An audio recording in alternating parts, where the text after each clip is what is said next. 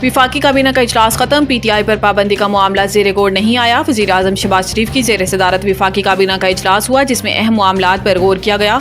ज़राए के मुताबिक काबीना ने दोस्त ममालिक के कारोबारी अफराद और शहरियों को वीज़ा फ्री एंट्री की मंजूरी दे दी। वजारत दाखिला की समरी पर 126 ममालिक के बाशिंदों को वीज़ा फ्री एंट्री की मंजूरी दी गई। इन ममालिक के लिए डिजिटल वीज़ा देने की मंजूरी दी गई।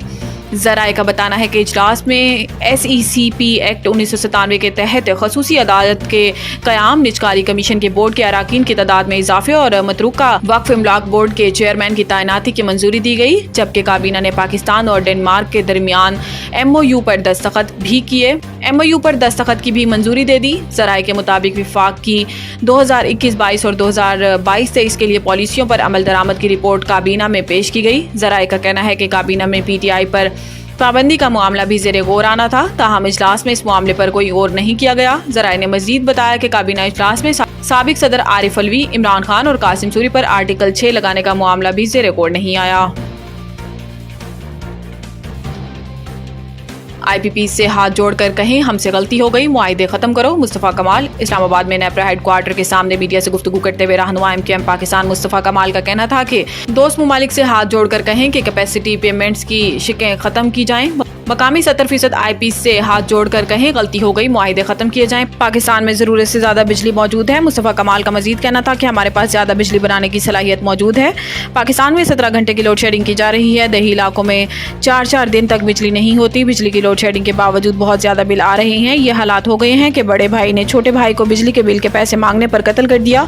गैर मुल्की 20 से 30% IPPs दोस्त ममालिक से हाथ जोड़ें कि कैपेसिटी पेमेंट्स क्लाज ख़त्म किया जाए। IPPs को बिजली ना बनाने के पैसे देने का मुआहिदा ख़त्म करना होगा। IPPs बेशतर कंपनियां दोस्त ममालिक की हैं, इनसे जाकर बात करना होगी कि कैपेसिटी पेमेंट मामले पर नज़रसानी की जाए। इस्लामाबाद हाई कोर्ट इलेक्शन तरमीमी एक्ट के खिलाफ दरखास्त पर लॉर्जर बेंच तश्कील देने का अददिया। Chief justice Islamabad high court justice Aamir Farooq ने इलेक्शन तरमीमी एक्ट के खिलाफ PTI रहनुमा अली बुखारी की दरखास्त पर समाअत की, जिसमें अदालत ने इलेक्शन तरमीमी एक्ट के खिलाफ दरखास्त पर लॉर्जर बेंच तश्कील देने का अददिया देते हुए अटॉर्नी जनरल को नोटिस जारी करके मुआवनत के लिए तलब कर लिया। अदालत आलिया की जानिब से वजारत कानून और इलेक्शन कमीशन को भी नोटिस जारी कर दिए गए और इस हवाले से 10 रोज़ में जवाब तलब किया गया। वकील के मुताबिक इलेक्शन एक्ट में तरमीम की रिटायर्ड जज को ट्रिब्यूनल जज मुकर्रर करने की शिक शामिल की गई है। बाद अदालत ने केस की 10 रोज़ा बाद दोबारा समाअत के लिए मुकर्रर करने की हदायत कर दी।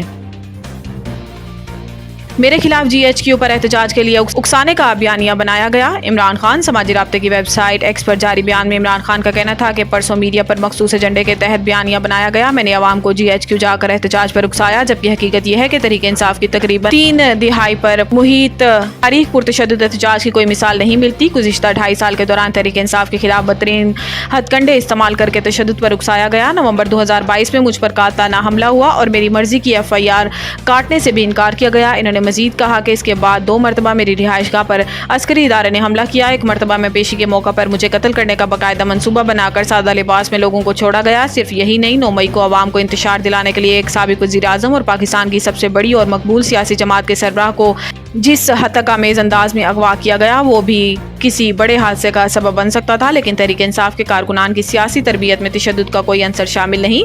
तहरीक इंसाफ सियासी, आईनी और कानूनी जद्दोजहद पर यकीन रखती है।